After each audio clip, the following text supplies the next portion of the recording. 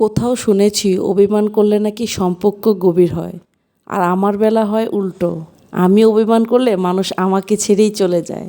So hello everyone, welcome back to my Facebook page and YouTube channel Nupur blog and cook.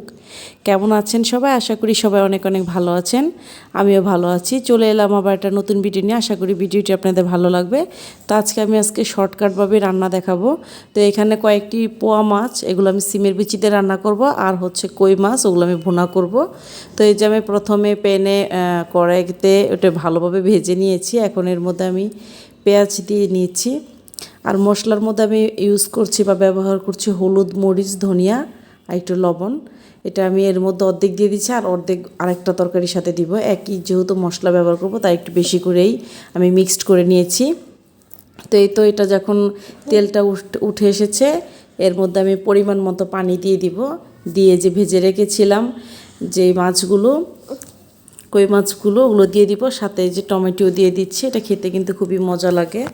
তো এই তো আমার এটা দেওয়া শেষ হয়ে গেছে। এখন আমি কই মাছটা কিন্তু অটোমেটিক আমার ভুনা হয়ে গেছে। তারপর লাস্টে কিন্তু আমি এর মধ্যে ধনিয়া পাতা, ফ্রোজেন ধনিয়া পাতা অ্যাড করে দিচ্ছি। এখন আমি চুলাটা অফ করে দিব। এই যে এটার ফাইনাল লুকটা, এটা কিন্তু খেতে অনেক বেশি মজা হয়েছে। আর ঝালটা আমি একটু কমই দিয়েছি, যেটা আমার বাচ্চারা খেতে চায় না। আর এই যে সিমের বিচি, সিজন তো প্রায় চলে যায়। তো এই যে এখন এর মধ্যে আমি ফোড়ন দিয়ে দিচ্ছি, জিরা ফোড়ন। তারপর মশলা দিয়ে দিব, যে মশলাগুলো আমি এর মধ্যে দিয়ে রেডি করে রেখেছিলাম। অর্ধেক দিয়েছিলাম কই মাছের সাথে, আর অর্ধেক দিয়ে দিব এটার সাথে।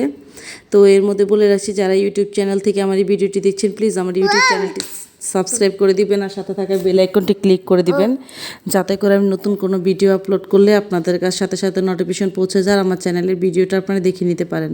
যারা ফেসবুক পেজ থেকে এই মুহূর্তে আমার ভিডিওটি দেখছেন, প্লিজ আমার ফেসবুক পেজটা ফলো দিয়ে যাবেন, লাইক কমেন্ট শেয়ার করতে ভুলবেন না।